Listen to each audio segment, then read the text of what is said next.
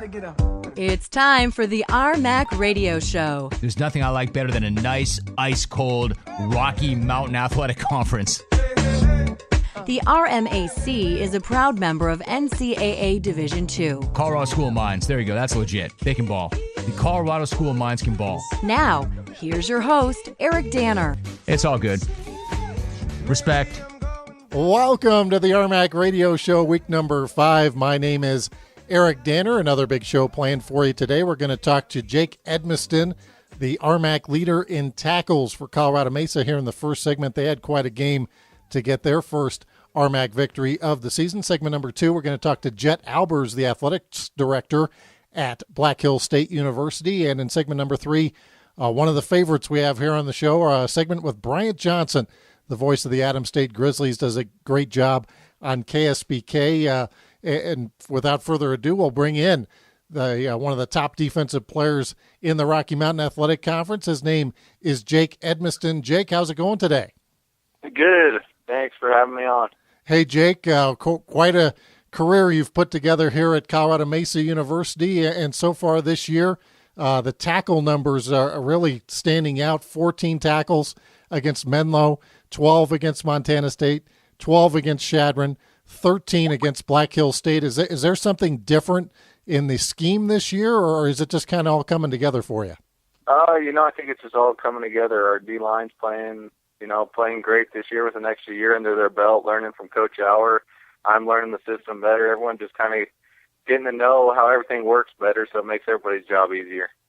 Colorado Mesa defeated Black Hills State 49-11 this past week, and they tied a long-standing record in the Rocky Mountain Athletic Conference, 7 interceptions. That ties a record from 1980 set by Adams State, and Adams State was a heck of a team back then, and that's quite a record to be proud of, Jake. And you had 2 interceptions in that game.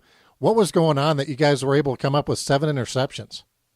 I think Coach Auer just put us in a real good spot. We game planned well and had a good idea what was coming every time that Black Hills was throwing the ball. They have a good quarterback. We understood that, and we understood we needed to get some pressure on him and what kind of routes and what kind of route combinations they run. And like I say, Coach Auer did a great job putting us in the right spot and teaching us everything we need to know for the week and making the right calls. And it just left it to us to make the plays and make some picks out there, and it worked out pretty well. Talking to Jake Edmiston, he is a linebacker for Colorado Mesa University, 6'2", 220. You've come to our last couple of football media days, Jake, and I think when people see you in your street clothes, they don't think linebacker. They might think DB, but you certainly get it done at linebacker. Do you have that happen quite a bit where people think you're more of a DB? Yeah, I guess people kind of underestimate me, but I think something with me, my length definitely helps me out quite a bit. But yeah, every once in a while everyone will think that I'm not a linebacker, but I guess it's not what they think. It's what I am able to do on the field. So hopefully I'm able to do that all right.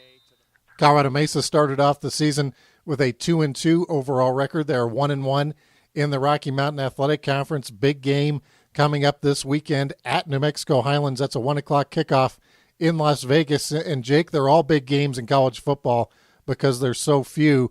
But this is, especially you being a senior, you probably understand this is a really big game in terms of, the direction of the season, possibly from the outcome of this upcoming game. No doubt about it. We understand that this is past couple of years they've been a top team in the RMAC. They always have great athletes. They're coached well, and past 2 years we haven't played too well against them. We've kind of given some things up. They've taken advantage of some opportunities, and they understand that we're going to have to play some quality football, do our job right, and see how it goes on Saturday. Talking to Jake Edmiston, and Jake, I know your sister was also a great RMAC athlete. She played volleyball at the Colorado School of Mines, was all RMAC in that sport. Was there any thought of you following in your sister's footsteps to Colorado Mines, or were you always set on Colorado Mesa? I looked at Mines a little bit, looked at a couple other schools, but to be honest with you, Mesa was pretty much the only school that really gave me more than just a quick glance. They were the coaching staff that was here before. Actually, Coach Miles, Coach Var, was the one that actually really recruited me, and I don't know that he recruited me so much for my football ability, but that I worked for him landscaping a couple summers, years before, so he knew who I was anyway. So Mesa just gave me the opportunity to get my foot in the door and play the sport that I basically revolved my career around until that point. Well, you must have shown some quick feet on the landscaping. That must be it. Talking with Jake Edmiston, linebacker for Colorado Mesa. He's got 51 tackles on the year, had 2 interceptions this past weekend, and they're getting ready to play New Mexico Highlands from Palisade, Colorado, not too far from Grand Junction there, home of the Palisade Peaches that everybody loves so much. Jake, I know Joe Romano was your head coach to start with, and in kind of one of those little small world things, I guess Coach Romano is back at Palisade High School as you're at Colorado Mesa. So that's one of those small world type of things. Yeah, it kind of came full circle for him. That's where he really got well known for his coaching ability. You know, he won 4 straight state titles his last 4 years there before he came and coached here. So kind of came full circle for him, no doubt about it. Talking with Jake Edmiston. And Jake, what's it been like the last couple of years with Russ Martin coming in? Obviously, he had been at Nebraska Kearney prior to coming to Colorado Mesa, but before that had a lot of other stops along the way. What's he meant to your program? You know, they just brought a whole new life to our program, kind of rejuvenated everyone a little bit. You know, the staff he brought in was just amazing, and they just bring in a whole mentality of competing every day, and no one's job is given to them that you're going to have to come in, day out, learn how to work, learn how to finish, and I think that's been a great thing for our program. It's just what we needed. Well, hey, Jake, we want to thank you for taking some time out, and good luck the rest of the way. Thank you very much. All right, that is Jake Edmiston, a legacy here in the RMAC. As we mentioned, his sister Katie was a great volleyball player at the Colorado School of Mines. Speaking of the Colorado School of Mines, they have our Defensive Player of the Week brought to you by Rawlings Football, and Tyler Denson.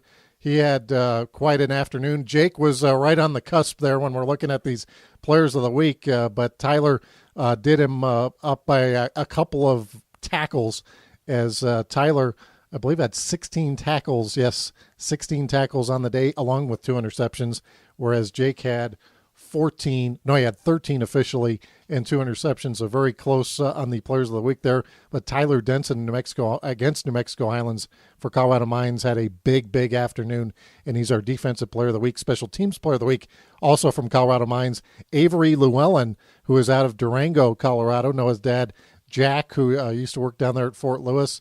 Avery was perfect on all 6 of his kicks, 3 field goals, 3 extra points. He's our Rawlings Special Teams Player of the Week as Colorado Mines defeated New Mexico Highlands 30-10. Our Offensive Player of the Week goes to Max Baez from Fort Lewis College. His first start at quarterback, and it was a good one as FLC defeated Western New Mexico 38-28, 15-27, 207 yards, 3 touchdowns, also rushed for 88 yards on 15 carries and had another touchdown on the ground. So congratulations to our RMAC Rawlings Players of the Week. Chadron State had another big weekend from Glenn Clinton, over 100 yards rushing. John McClain, Joe's brother, had another big afternoon throwing the football as well for Chadron State. Had 75% on his passes.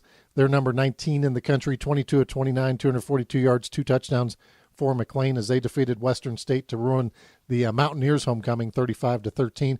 CSU Pueblo just continues to roll 48-7 over the Adams State Grizzlies. We had Coach Marty Heaton on before that game. Cameron McDonald had just 7 yards in the first half, but wound up with 126 total yards and a touchdown in that one. Darius Allen, another big afternoon for a preseason Defensive Player of the Year, had 4 sacks and a forced fumble, which led to a touchdown as CSU Pueblo wins 48-7. The T-Wolves remain number 5 in the country. They are undefeated.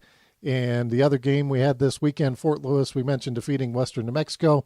And for more on what's going to be happening this upcoming weekend, let's head over to Kia Jeffords and Kia's Corner. Thanks, Eric. Number 5 ranked CSU Pueblo returns home for its homecoming game at the Nita and Eddie DeRose Thunder Bowl at 2 p.m. against Fort Lewis. The Skyhawks are 2-2 under first-year head coach John L. Smith. Adams State looks to rebound from their first loss of the season when they hit the road to play number 21 ranked Chadron State. Kickoff is set for 1 p.m. at Don Beebe Stadium. Bob Stitt faces former assistant coach Adam Clark as Colorado Mines travels to western New Mexico in Silver City. It's homecoming for the Mustangs with a 1:30 kickoff. Colorado Mesa hopes to build on their first win in league play on the road against New Mexico Highlands. Kickoff is at 1 p.m. in Las Vegas. Western State was unable to come away with the win on homecoming, but looked to redeem themselves against Black Hills State. The Yellow Jackets are also looking for their first win of the season. The game kicks off at 1 p.m. in Spearfish. I'm Kia Jeffers, and this is Kia's Corner. Thank you, Kia. When we come back, we're going to talk about some Black Hills State athletics with their athletics director, Jed Albers. You're listening to the RMAC Radio Show.